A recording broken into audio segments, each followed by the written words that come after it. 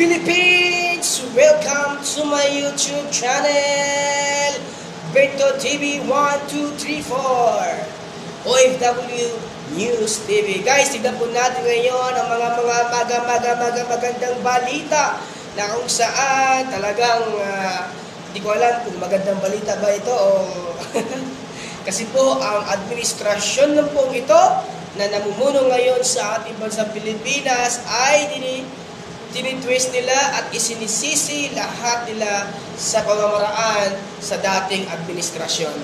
Talagang matindi po talaga ang ginagawa nilang kabulastugan para ilihis yung flood control project. Isipin niyo po, sino po ba ang namumuno sa ngayon? Sino po ba ang may kapangyarihan sa panahon natin ngayon? Kundi di ba ang administrasyon, dapat sila ang magbago ng mga pamamaraan para yung mga taong bayan ay matuwa sa kanila. Sa paano pamamaraan? Siyempre, yung sa flood control project na lahat ng tao nagbabayad ng tax. Ang tax na ito, kung tutuusin, ito po ang ikinakagagalit ng taong bayan dahil nagbabayad kami ng tax pero napupunta lamang sa ilang politiko nagkahaman sa salapi. Tandaan po natin guys, sabi po ng Biblia, you cannot serve two masters. Despise the others and embrace the others. Ano na pipiliin natin? Ang Diyos o ang pera? Mas piliin natin ang Diyos sapagkat ang Diyos sa panghabang panahon magiging kasama natin ang Diyos. Pero ang pera, panandalian lamang yan. Pag namatay tayo, wala nang mangyayari sa ating buhay. Pero bago po ang lahat, kung bago ka lang po sa aking YouTube channel, huwag niyo po kalimutan na mag-subscribe sa aking channel para lagi po kayong updated sa aking mga video na i-upload.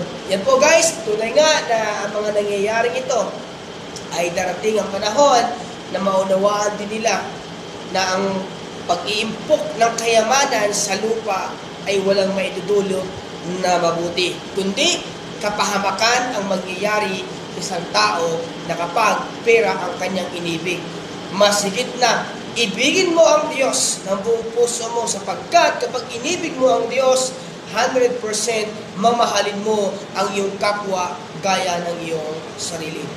Po, panoorin po natin si Ate Malo, si Prof Malo Tikia. Siya po ang magpapaliwanag sa nangyayari po sa ating bansa Pilipinas. Even dun sa Asian Summit, sinisisi po ni Bongbong Marcos si dating Pangulo Rodrigo Duterte. Napakasama talaga ng ginagawa po ng administrasyon ito para masira ang imahe ng nakaraang administrasyon. Dapat hindi na pwedeng magsisi ng iba.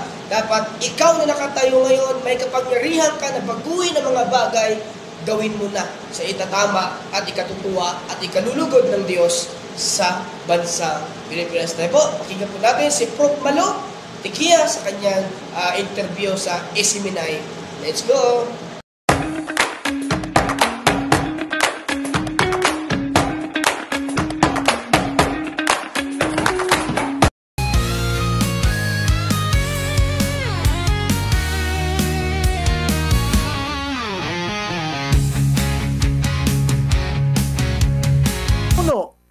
Sino ang nag-design? May nag-design since panahon pa yan ni Duterte. O hindi, sa Davao City, maghanap kayo dyan.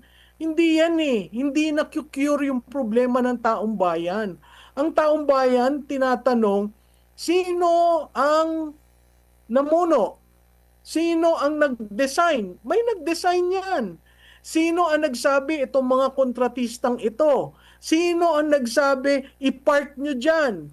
Sino ang nagsabi? Ang daming variation ng dating alam natin na pork barrel. Yung pork barrel noon, napakasimple eh. Isang amount, pareho kayo. Kung masipag ka, baka meron ka. Pag nag-defend ka ng isang ahensya, baka meron ka. Pero pareho dito, hindi eh. At imaginein mo na ang budget, pinag-aawayan nila, at talagang yumayaman ang politiko dahil dyan. Bumalik tayo doon sa last year na Kung maalala nyo po ay pinagmalaki yung 5,500 na mga natapos na flood control. After noon, after ng ilang buwan, parang halos ganito rin yung panahon po, Prof, no? Nang makita natin ang malawakang mga pagbaha dito naman yun sa area ng Luzon, and this time abay yung second na may pinakamalaking pondo aside sa Bulacan. Bulacan daw yung top ang Cebu area, abay pinsala, dala ng Tinyo, at makikita natin mismong mga syudad, mismo sa mga subdivision, abay binaha po, Prof. Ano po yung basa po ninyo dito?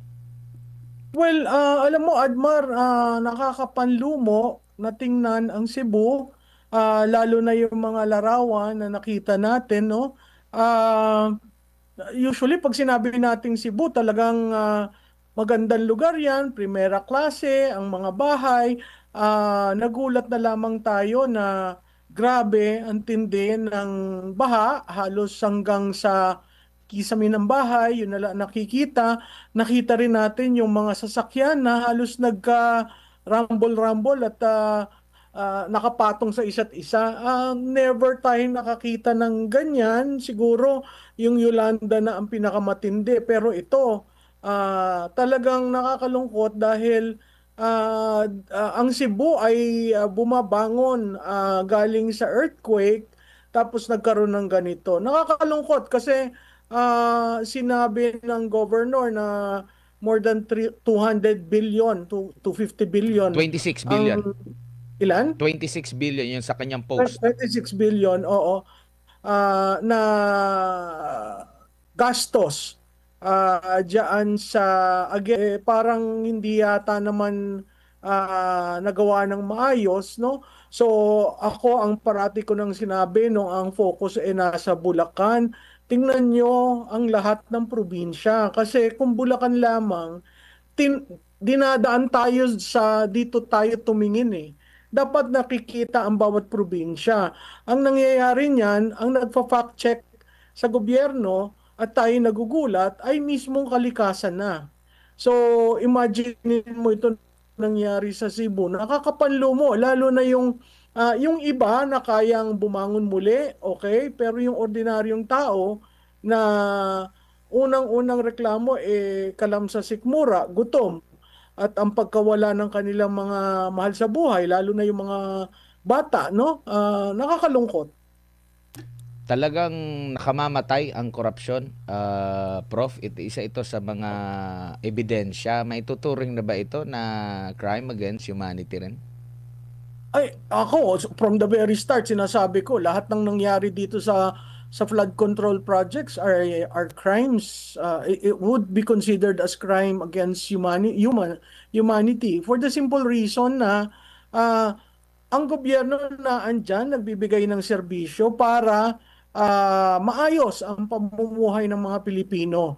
Alam mo tayong mga Pilipino, yung citizens, nagbigay tayo nung hinalal natin sila, may mandato tayong binigay sa kanila, nagbigay tayo ng karanyaan ng ating kapangyarihan at karapatan para ang pamahalaan ang maging mag-govern sa atin, no? Pero ang nakikita natin dito talagang pabaya na sa atin, no? Nakakalungkot diyan sa Cebu kasi hindi mo naramdaman na naman ang gobyerno. Tahimik ang gobyerno ngayon lamang Thursday, nagsalita tungkol sa nangyari nung Lunes. Hindi ko maintindihan kung ganun na lang ba at hindi na natuto sa mga sakuna na nangyari nung una. Kasi kung ganyan ng ganyan tayo at hindi tayo nag-i-improve, may maling-mali ang pag-handle sa mga ganitong sakuna.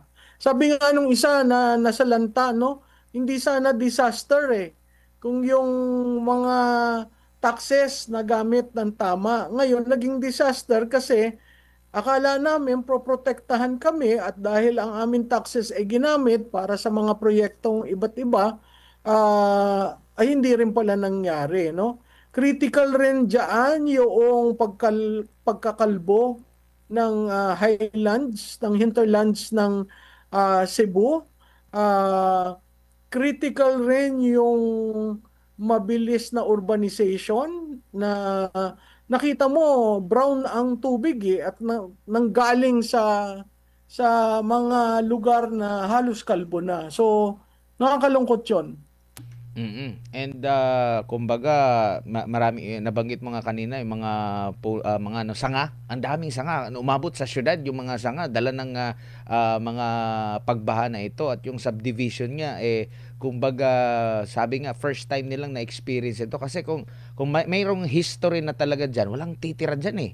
Walang mga may kaya sa buhay na titira diyan. Kita natin, sabi ko parang ako, taga Visayas ako, taga Dumaguete ako. Pero first time ko nakita ito sa Cebu na mismong sentro, mismong pinaka-syudad mismo at sa subdivision pa na area. Kung kailan pa na merong flood control project, parang mas lumala yung mga pagbaha, Prof.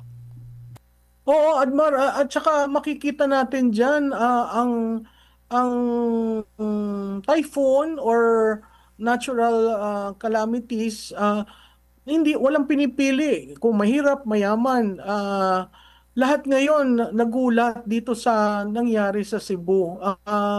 At ako, ang panawagan ko lang kay Gob, laksan ng loob kasi napakahirap ang isang leader na kaya-elect lamang sa posisyon, sunod-sunod ang mga nangyayaring sakuna at hindi naman siya kaalyado nitong administrasyon na ito. So talagang makikita mo, nakikiusap siya at humihingi ng tulong.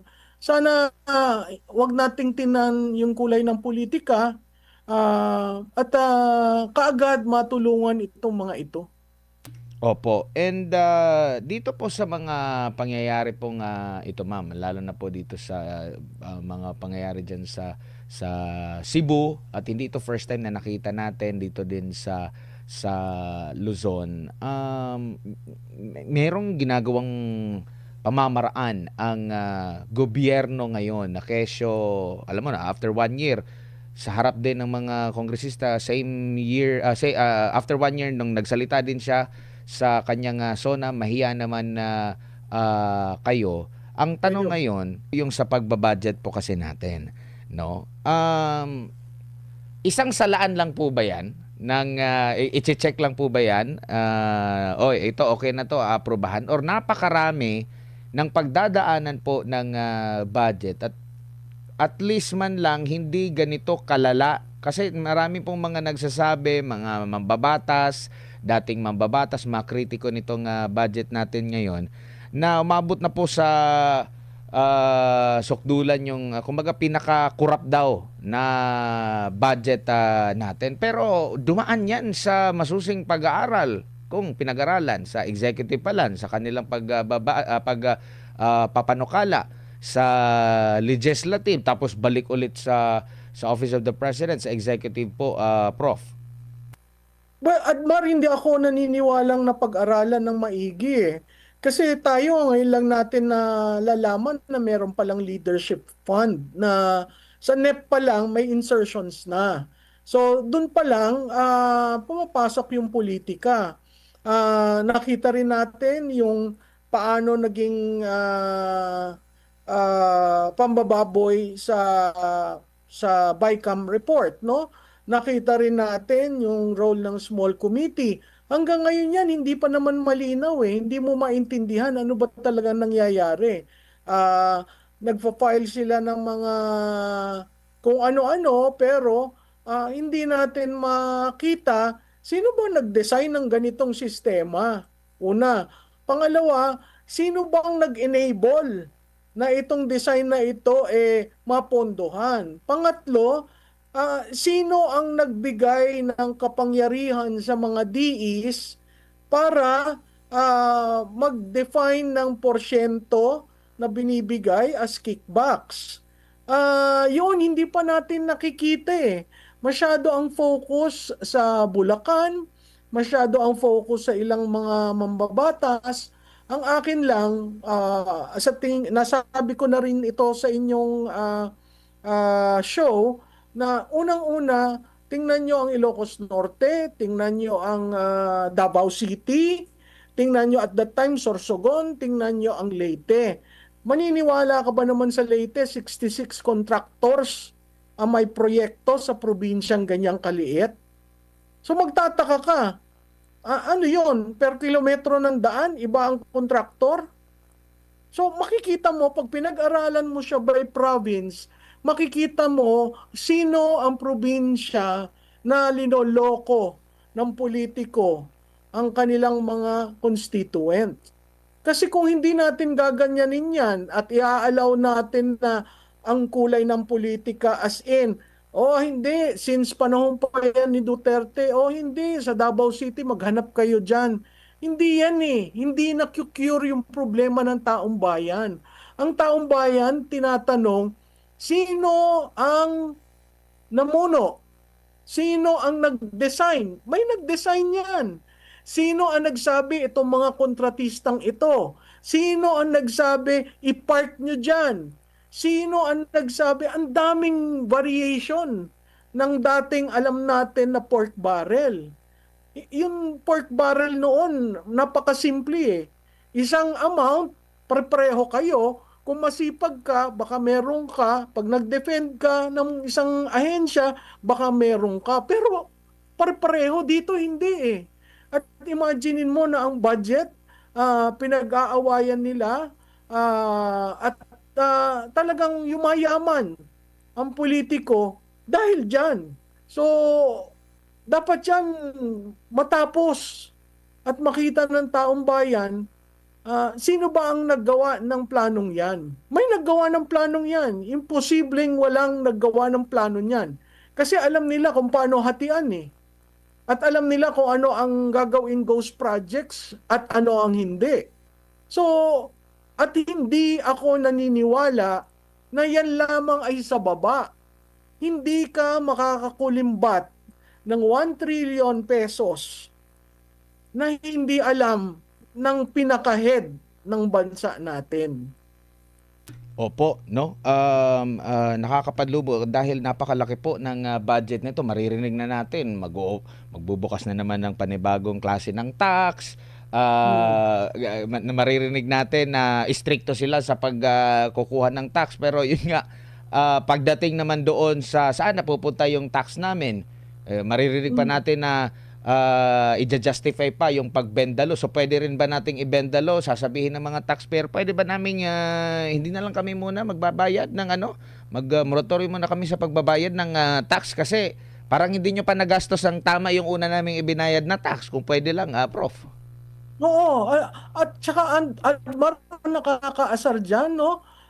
Systemic at parang ninonormalize. Hindi pa pwede ang korupsyon ay normal sa isang bansa. Hindi pa pwedeng nakagawian na . 'Di ba? Hindi pa pwede yan. Hindi rin pa pwede na ang politiko nakasawsaw sa pondo ng bayan. Kasi makikita mo naman anong epekto sa atin. Parati ko naririnig noong 19th Congress na sinasabi sa mga freshmen, stay with me and I will make you a millionaire.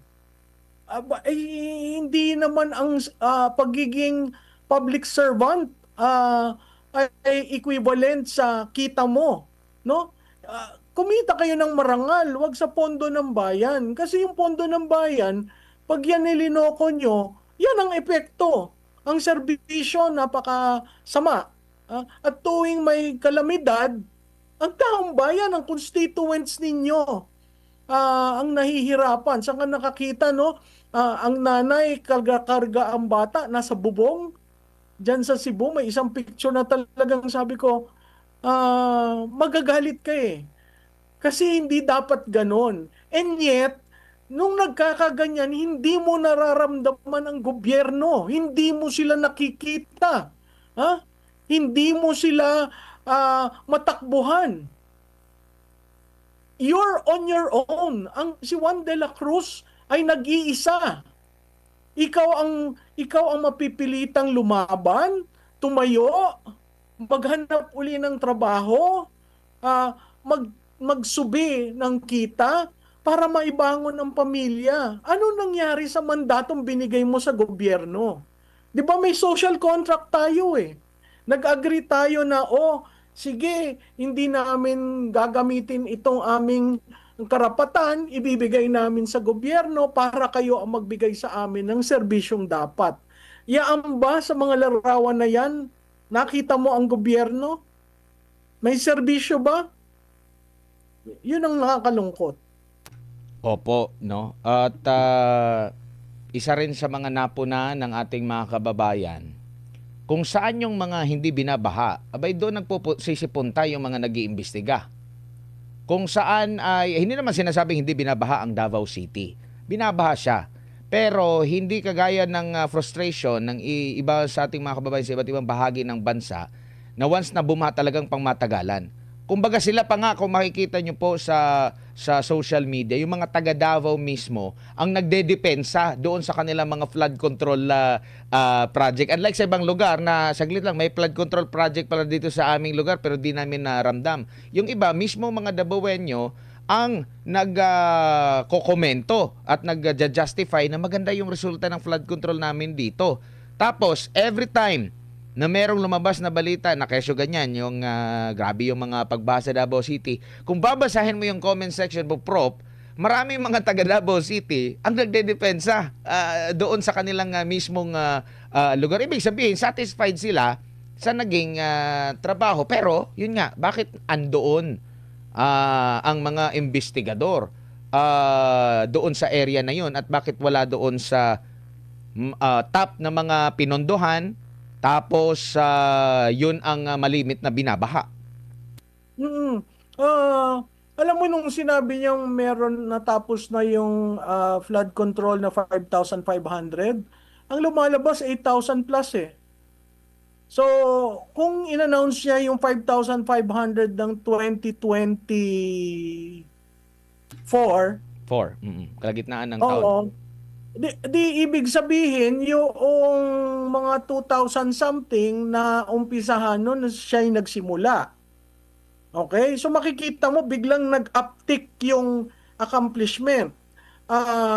At ang nakakayanig doon, out of the 8,000 flood control projects, 421 are ghost projects. Nobody's looking at it, nobody's saying, may ilan silang tiningnan, no? Hanggang ngayon, kaya nga parati kong sinasabi, ano ba yan? Naka 90 plus days na. Ang ghost projects, wala kang kailangang ipreba. Kailangan mo lang tingnan, nag-allocate ka dyan, nag-release ng pondo, may tumanggap ng pondo, walang proyekto. Bakit hindi nila makasuhan yun? Low-hanging fruit yun. So, makikita mo, itong ginagawa ng ICI, itong mga investigasyon, wala lang, para lang pakita na yung kagustuhan niya, na ako nga mismo ang nagsabi ng corruption na yan. Bakit niyo naman sinasabing kasama ako? Mr. President, sino ba ang pumirma ng budget? Sino ba nagre-release? Hindi naman si Juan de la Cruz, hindi ba ang Office of the President? So, yung for further release na pinanggalingan ng impeachment, ng pondo para sa impeachment, oo, merong hindi rinelease, pero hanggang ngayon may rinirelease dyan sa FRL. So, hindi ko maintindihan kung bakit patuloy na lamang ang panluloko na ginagawa, hindi naman ang Pilipino tanga. Klarado sa amin na may kumita at may yumaman at may namumuhay na sobrang rangya na hindi man lang tiningnan anong mang epekto nito sa Pilipinas, sa bansa. Kaya ka nga public servant ang napakauna sa iyo dapat ay ang constituent mo. Kaya ka nga may mandato dahil meron kang obligasyon na ibalik sa nagbabayad ng buwis. Hindi ko maintindihan kung bakit hindi nila maintindihan yan. Opo, ma'am, marami po mga issue na inimbestigahan dyan po sa Kamara, dyan po sa Senado, lalo kung maalala nyo po yung sa issue ng Pogo.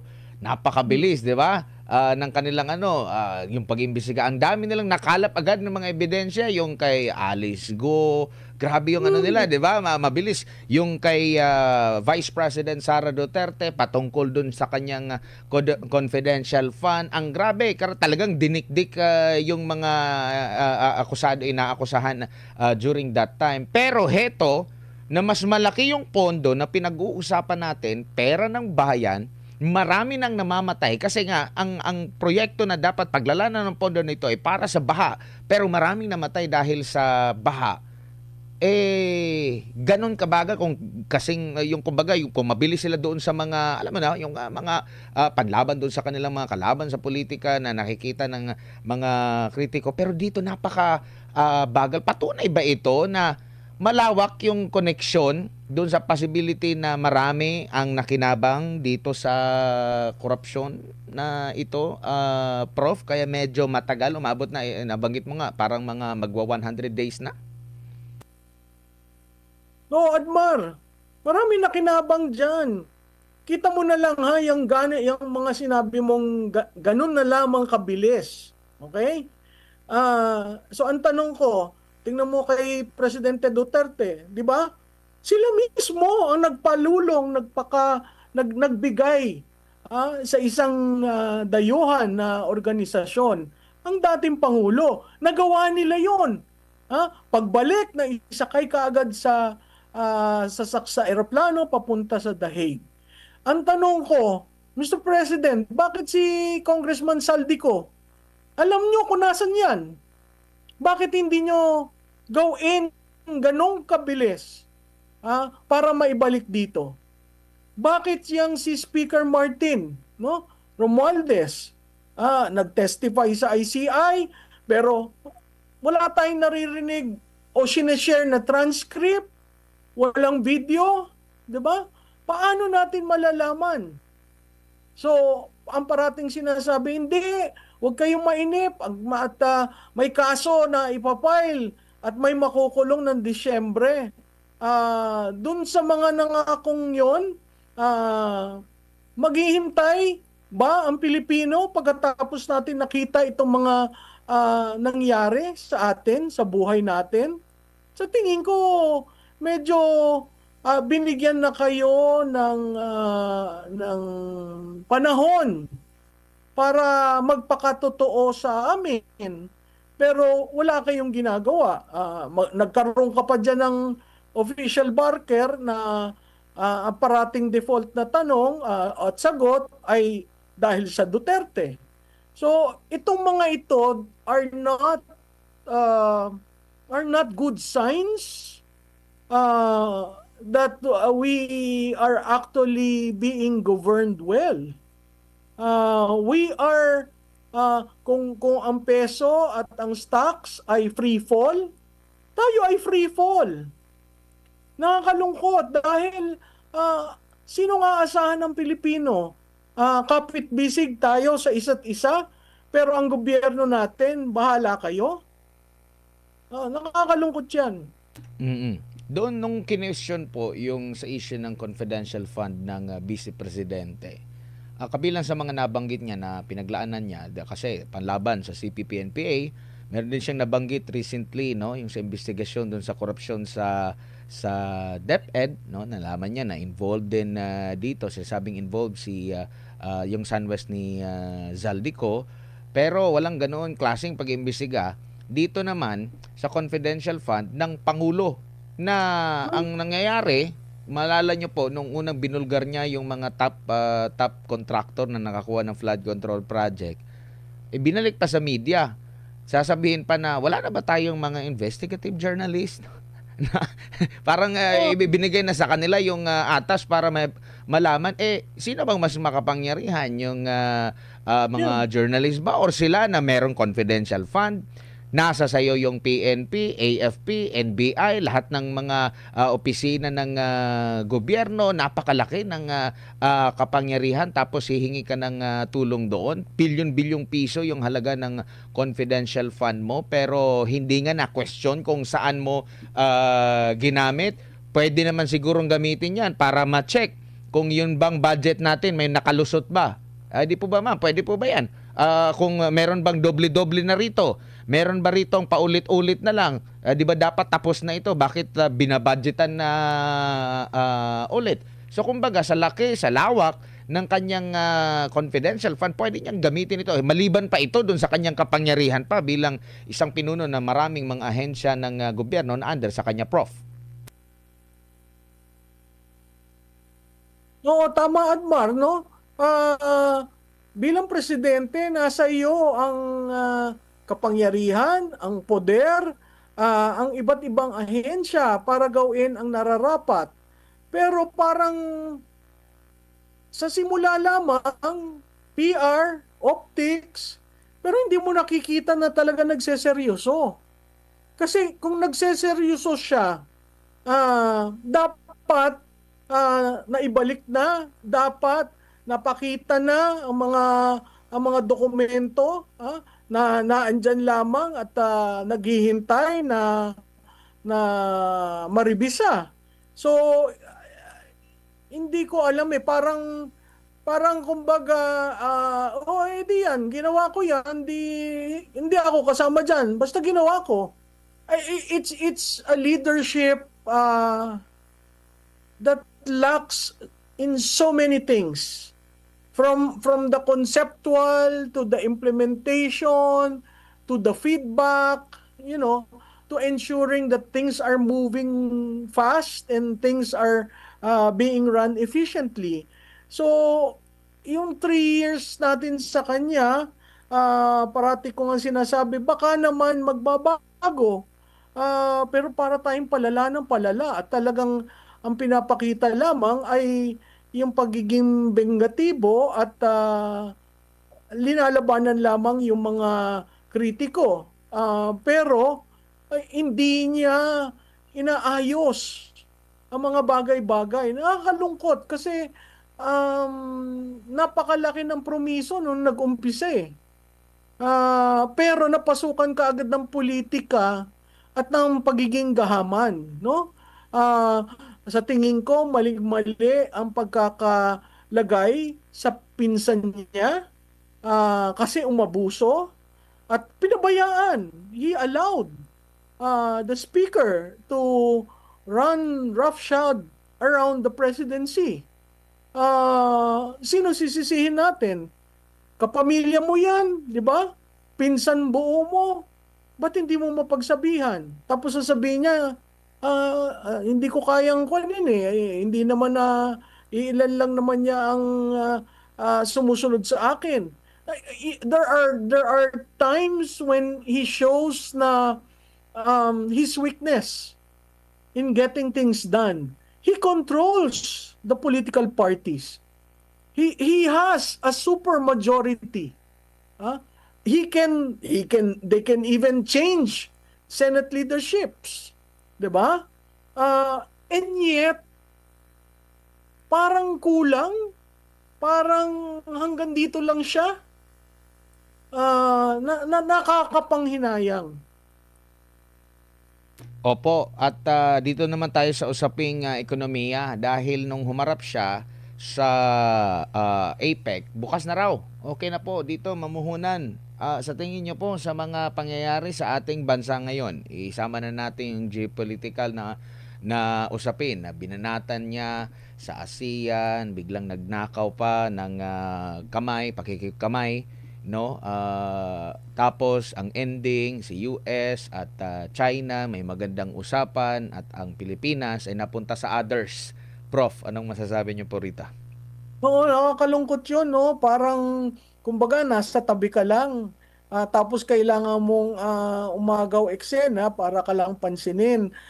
Alam mo, Admar, ang nakakalungkot doon, bakit ang foreign policy natin ay defined by West Philippine Sea? Ang daming Pilipino sa buong mundo, no? In the four corners of the globe, merong Pilipino. Napaka-importante yan sa diplomacy natin. Pangalawa, napaka-importante ang Asia kasi doon tayo. Hindi naman tayo parte ng North America, no?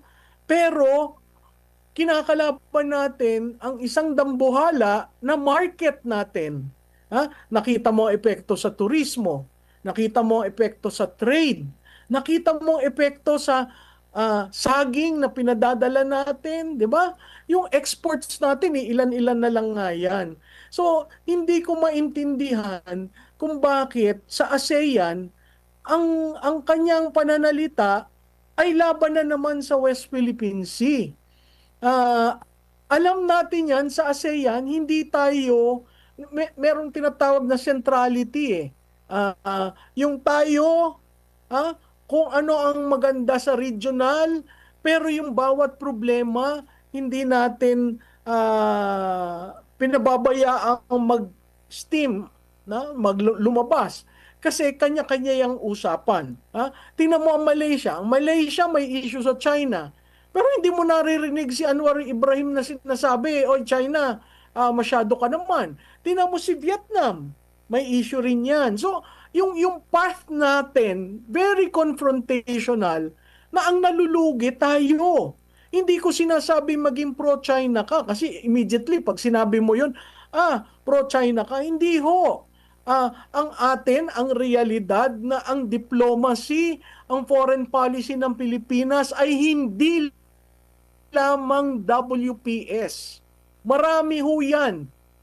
Pag may mga relatives, kababayan tayong nakulong, kababayan tayong namatay, that is part and parcel of foreign policy, of our diplomacy. So, imbis na mag-focus ka sa WPS na alam nating hindi ka agad masusolusyonan, mag-focus ka dun sa win-win para bigyan ka ng atensyon at sabihin ng mga dambuhalang bansa, "Oy Pilipinas, gusto kong makipag-usap sa'yo." Hindi yung, tinatabi-tabi ka lang dyan, no? Ang lokohan nga, dati ang Pilipinas nasa sentral ng picture. Rene Respeto, may lugar yan. Pero tayo nasa dulo. Nakakalungkot yan kasi kailangan mong mag-break ng protocol para kamayan ang presidente ng China. Yung iba pinagtatawanan siya, pero hindi dapat ganun eh. Kung gusto mong ilagay ang Pilipinas sa magandang posisyon, matuto ka na ipaglaban ang Pilipinas na hindi lamang sa isang bagay. 'Di ba? Pwede kang pag-usapan ang trade. Pwede mong ilagay ang security sa aspeto ng trade. Pero itong mga nangyayari sa atin, katulad noon, sinabi ng ating Chief of Staff, kailangan daw, handa tayo sa 30 days na paggegera. Hindi ho natin laban yan. Parati kung sinasabi ang Taiwan, hindi natin laban. Maghahanda ng 30 days.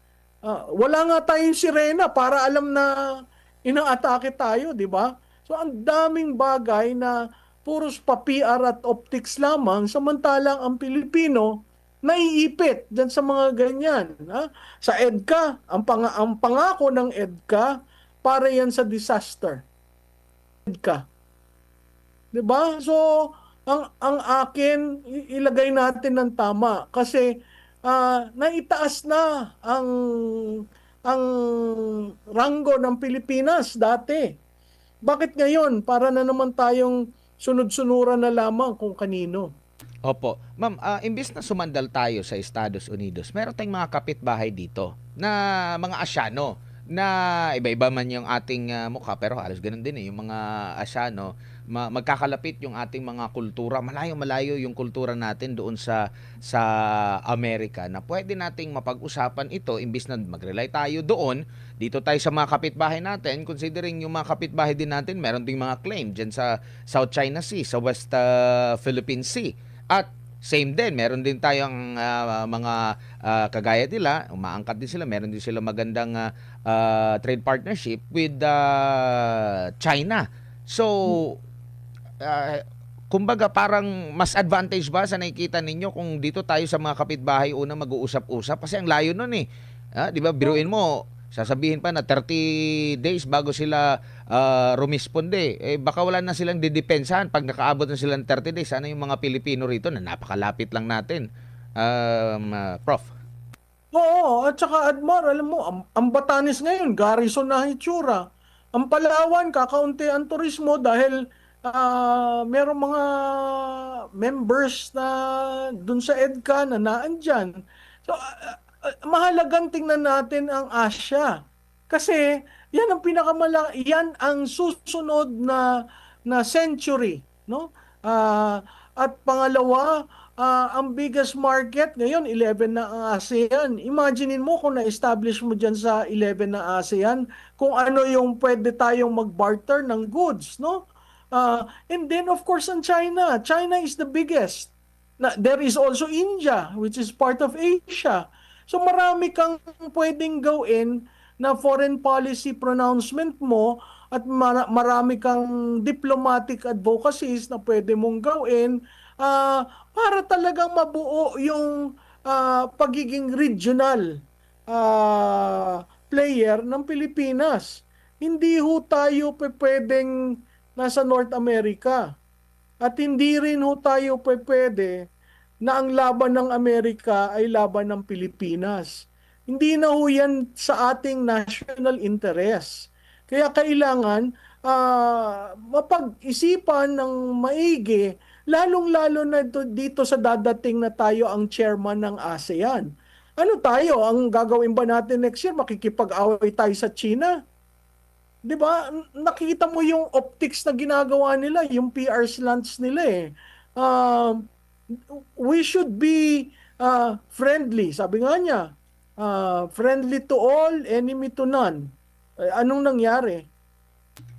Tapos ito pa ma'am, yung best friend natin, BFF, Ironclad Commitment, kumbaga, meron na rin siya, yung kumbaga, after nung ASEAN and APEC, yung mga kapitbahay natin yung nabibigyan ng kahalagahan. Yung China naman, may magandang usapan with the US, tsaka may magandang ano sila ngayon with the rest, no? Kasi nga, dahil sa conflict natin, China and Pilipinas, nagda-divert doon sa mga kapitbahay natin. So yung BFF natin, tsaka yung naging kalaban natin, ay nagkaroon na, wala na tayong naging friends. Napunta na tayo doon sa kita yan doon sa sideline movements sa APEC. Walang pumapansin sa Pilipinas. Biro mo sa sarili mong presidente, sinabi, no, wala akong schedule sa kanila. Ano bang pag-uusapan namin? My God, that is the first time I've heard of a president say that. Yung iba, nagpapakamatay na makilala mo man lang, makumbida mo sa bayan natin. I mean, you don't surrender the flag without fighting for it. Pero yun, nung sinabi niya na wala naman kaming pag-uusapan.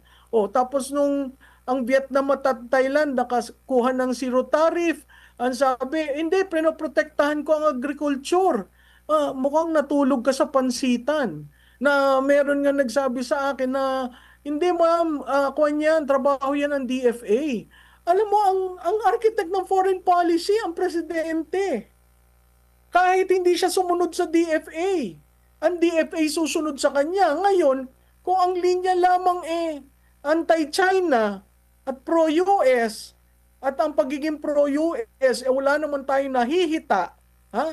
At ang pagiging anti-China, ayan, grabe ang impact. Ang ating turismo ay mababa, ang ating trade sa kanila ay napakapangit. Saan tayo pupulutin? These days, yung parati natin naririnig before, no man is an island. ASEAN proves to all. At ang masakit dyan, Admar, it took an Anwar Ibrahim to remind him of Jose Rizal and the role of finding your worth in building an edifice. Makita mo si Anwar para talagang tatay my good friend Bongbong. A lot of those leaders in ASEAN knew the father. Of course, there is some semblance of, you take care, you come on. But we have a president who worries about his socks and doesn't care about the Philippines. Opo, magtataka ka nga dahil yung number one natin ng mga turista, na pinagkakamalan na mga espiya, tinanggal yung pamamaraan para mas mabilis yung kanilang pagpasok dito. Kalaunan, ibabalik na naman. Di ko alam kung nabalik na ba. November daw eh. Ngayong buwan na ito, ibabalik na naman. Kasi yung Department of Tourism, parang nakita rin nila talaga na yung number one natin dati, biglang bagsak. Kasi sino ba naman yung gugustuhin na pag pumasok ka dito, parang pag singkit ka, parang napagkakamali, espiya yan. O gano'n na agad. Well, wala namang problema kung meron silang kasalanan. Same sa kagaya sa mga Pilipino na kung nagkaroon ng kasalanan, disiplinahin. Magkaroon ng kasuhan or kung ano ba yung kanilang mga ginagawa. Pero ang problema, nilalahat na eh. Lahat ng mga parang lahat na lang ng mga lahi nila, gano'n. So, tapos ngayon, bumalik na naman tayo. Ano ito sa mata ng international community? Katawa-tawa yung ating... Oo, tayo pinagtatawa na, napaka-erratic. Kasi, biro mo, pagkatapos mo nakipag-away at lahat, at parati mong sinasabi na WPS, o binobomba, kinakawawa kami, etc., etc. Biglang may e-visa na naman, no? Tapos ang tourism department parati niyang sinasabi ay hindi naman ganun kabagsak kasi ang ginagamit nila receipts. Ang international standard is number of visitors. Tingnan mo yung number of visitors natin, 'di ba? Nasa 4 million lamang. So ano 'yan? Drop in the buck. So ramdam ng ating ekonomiya ang maling desisyon sa foreign policy, ramdam ng ating ekonomiya ang korupsyon, ramdam ng ating ekonomiya na walang paniniwala, walang integrity, walang trust, walang tiwala. Kaya ganyan barometro natin, ang stock exchange natin, biro mo, free fall eh. Na may isa akong kakilalang yan ang negosyo. Ang sabi niya, abay, nagbukas ng 9, gusto na naming sarhan by 11 a.m. Kasi talagang bumubulusok pa baba. So hanggang kailan natin hahabaan pa ang pasensya to get things done? Kasi meron pa siyang almost 2 years, 3 years, 2.5 years. People are expecting a lot. But we are not getting what we deserve to get from this administration. Parang you get the sense na, pagod na ako, nagtrabaho na ako, pagod na ako, pahinga muna, happy-happy muna. Hindi yung ganun ang pagiging leader eh. Unfortunately, you campaign for this position knowing that there are so many problems that we need attention and it needs to be solved. Pero kung ganito tayo ng ganito, hindi mo alam kung sino talaga ang nagpapatakbo, napakahirap tugunan ang mga problema kasi hindi magiging strategic ang approach to solve the problems. Opo, and kumbaga, gaano po kadelikado na isang liderato po, ma'am? It's either hindi tumatanggap sa realidad or mabagal tumanggap sa realidad. Halimbawa, kagaya po dito sa ekonomiya natin. Minsan nang may taga-gobyerno nagsabi na nawalan na tayo, no? Yung exchange natin dahil nga sa issue ng korupsyon, trilyong piso. Binawi ito, no? Fake news daw. Tapos may lumabas na naman itong dating BSP official, sinabi niya meron siyang mga sinasabi na 3 trillion pala na yung nawala sa atin.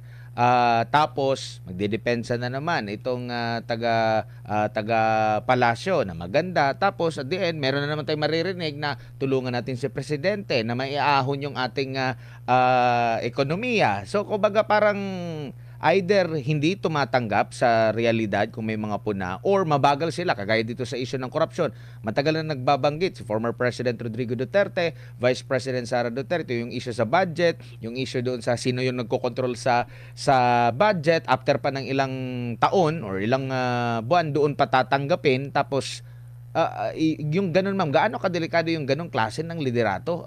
Magtatagal ba tayo? Uunlad ba yung ating bansa sa isang parang, alam nyo yung parang ano ma'am, parang hindi siya organic, yung parang tinatabunan, artificial na pagtabon. Halimbawa, kahapon, meron na naman inilabas na bumagal yung inflation, yung mga ganun. So, ang nakikita ng taong bayan, hindi na tumataas yung presyo, pero sa realidad, mataas pa rin yung presyo ng mga bilihin, Prof. Oo, pag tiningnan mo, Admar, talagang saan tayo pupulutin ito? Sa tingin ko, hindi tayo makaka-recover. Ah, kasi ang nawala yung tiwala tiwala ng mamumuhunan na tagalabas, tiwala ng mga negosyante dito. Nakita mo, hindi nag-expand ang business. Wala kang nakikitang, at pag hindi yan nag-expand, may impact yan sa trabaho. Pag nagkaroon ng problema sa trabaho, may impact yan sa sweldo. Chain reaction eh. So, it has to be stopped. And it has to be solved. And the only way really say, enough is it. Because the other option is really something that we do not want to happen. Kasi if that happens, at hindi maganda ang landing, kawawa ang bansa. Kawawa ang mga Pilipino. Babalik na naman tayo dun sa cycle ng boom and bust ng development sa ating bansa na hindi na yan kakayanin ng Pilipinas kasi yung ibang bansa bumibilis. Nakita mo ang Cambodia, nakita mo ang Vietnam. Saan tayo pupulutin? Sri Lanka? Nako, pero ang diba mahirap? Ang may kasalanan pa rin ito ma'am, mga Duterte. Well, hindi na. Alam mo yung parati nilang default answer na dahil sa Duterte, sus Ginoo, ay nakatatlong taon na ho ang Marcos. Bakit ba parati ang bine-blame Duterte? Wag ho tayong tumingin sa noon. Ang problema ho natin ngayon, no? Kasi yung noon, natapos ang Duterte with the highest historical approval and trust rating. Tapos na po yun. Bakit ba parating binabalkan yun? Tingnan natin ngayon. Kasi ang problema natin yung ngayon. Hindi yung noon. Opo, sa survey nyo po, bakit ma'am. mo ginaganon? Kasi politika. Sa survey nyo, SW's Pulse Asia, halos magkakapareho. Dismayado. Mas mataas pa rin si VP Sara Duterte. So, kumbaga, parang actually, last administration, lahat ng mga pumupuna, kumbaga, yung mga, alam niyo na, yung klase ng mga pagpuna, pagbanat sa kanya, tungkol dun sa EJK, parang na-immune na yung mga tao, hindi naniniwala kasi mas more sila dun sa serbisyo na nararamdaman nila, nakita nila, mga proyekto na yung sinabi, tsaka yung sinabi ng Pangulo, gagawin ko ito, nagawa niya, mataas yung grado. Ngayon, kabaliktaran na sa gitna ito ng mga pagbanat pa, kung anong klaseng paglilihis, pero parang hindi sila nagpapalit ng kanila pong strategiya o propaganda ma'am para mapabango yung kanilang pangalan. Walang sa tingin ko wala na sa governance mode Parang on a day-to-day crisis ang nangyayari kasi wala kang yung erosion ng trust, ganun na lamang. So hindi ko alam kung sino ang nagtitimon at kung sinong ayusin natin ito, ganito ang gawin natin. Wala. At kahit yung mga cabinet parang naghihintay lamang, 'di ba? Naghihintay lamang sa order ng Pangulo. Masamang pangitain 'yun kasi ang daming problema. Baka may ibang bumubulong echo chamber, mga bumubulong lang sa kanya na maganda yung ginagawa mo. Ngayon nga ang problema, Admar, yung mga bumubulong at parating sinasabi, hindi, okay lang yan, go on. Tapos pag may negative, ayaw nilang mapakinggan yung negative. Alam mo, yung pag maraming pumupukol sa'yo, ibig sabihin may problema. Kung isa lamang ang pumupukol sa'yo, ayun, politika. Pero pag marami, at nakikita mo sa manifestation ng stock market, ng peso US foreign exchange, nakikita mo sa presyo ng bilihin, those are markers that are very, very important for governance. Ang problema ng administrasyon na ito is how do I arrest the erosion of the trust? From multisectoral na ha, hindi lang mga kritiko. Kaya nga sabi ko, wala kayong nag-iisip dyan. How do I arrest the slide? Hindi po ba, ma'am, yung sa problema ng korupsyon, ang lumalabas pa na nakikiisa sa paglaban ng korupsyon, saglit lang, ikaw yung leader, ito yung reklamo ng pinagsisilbihan mo, tapos parang sasabihin mo, nakikiisa ako sa inyo laban sa korupsyon. Hindi po ba sampal yan sa kanya, ma'am, na parang wala kang nagagawa kasi ito yung problema. Lahat kami nagkakaisa na, nagkaliwat kanan na yung rally, yung mga polis ninyo at yung mga taong bayan nagkakabanggaan na. Merong recent na statement ito si Pambari 4, governor ng Cebu, yung sinabi niya na 26 billion pero flooded to the max pa rin. Nagbigay ng pahayag yung taga Palasyo na kabilang sila sa nakakaramdam ng ganong klaseng galit. Yet sila yung nasa posisyon. Parang, di ba mas lalo yung mas nakakainis sa taong bayan na saglit lang kayo nandyan eh. Ito yung frustration, ito yung galit namin, tapos sasabihin mong nakikiisa ka sa amin. Hindi namin kailangan yung pakikiisa mo. Kailangan namin yung solusyon dito sa problema namin. Yes, Admar, PR ang solusyon nila lahat. Optics and PR. Image handling. Hindi ho yan ang importante ngayon. Yan siguro pang eleksyon. At alam mo, kaya ang taong bayan ayaw na makinig dito sa mga pinagsasabi. Magkaroon ka ba naman ng isang barker na katulad ng ating BFF? Maniniwala ka ba dyan? Ang default, una, nakikipag-away. Pangalawa, iba ang datos. Pangatlo, attend, hindi niya alam kung hindi niya pa nakausap ang Pangulo. Pang-apat, biglang babanat. Ang no-no na talagang ako'y sukang-suka sa ginawa niya ay sa ASEAN. Nagsalita siya tungkol sa mga Duterte being pro-China sa ASEAN, using the stage of ASEAN. Mahiya naman kayo. Yung politika nating internal, huwag niyong dalhin sa ibang bansa. Huwag mong gamitin yung podium at saka yung venue ng ASEAN para tirahin ang dating Pangulo. Alam mo ang nakakalungkot doon? Napakahirap maging Pangulo sa Pilipinas. Binigay ng bawat Pangulo ang 6 na taon ng kanilang buhay. Tapos ganyan-ganyan ang gagawin nyo. Yun lang yung nakakalungkot kasi each president does it in a different way. They go out of the presidency knowing that they tried their best. And yet you have this attorney who would often and by default, often say, dahil yan sa mga Duterte. Ang mga Duterte, don't you have others to blame? Itong administrasyon has no fault? Yun ang hindi ko maintindihan These people are living in dreams and lies. At ang kawawa dyan, ang taong bayan, isipin nyo ang taong bayan. Isipin nyo ang nagbigay ng mandato sa inyo. Kami yun. Diba? Tayo yun. Nag-improve ba ang buhay namin? 3 years of your governance? I doubt.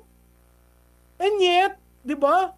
Hindi sila nagbabago ng panliliwanag, hindi sila nagbabago ng pang-iinsulto, hindi sila nagbabago na pagtrato sa Pilipino na tanga at bobo. Alam na ho namin eh. Ang amin lang, hinihintay namin, sino ang kaya mong pakulong? Sino ang kaya mo ba maging accountable? Nakikita natin, he can't. Opo. Siguro ma'am, bilang panghuli, marami pong pinagdadaanan ngayon yung ating mga kababayan. Meron pang panibagong bagyo na papasok, super typhoon din po yan. Sa gitna po ng isyong ito, may problema tayo sa kalamidad, pinaka-vulnerable tayo dyan, may problema pa tayo sa isyong political, may problema pa tayo dito sa geopolitical, meron pa tayong problema dito sa ekonomiya. Ano na lang po yung huling mensahe nyo sa ating mga kababayan po sa ngayon, Prof?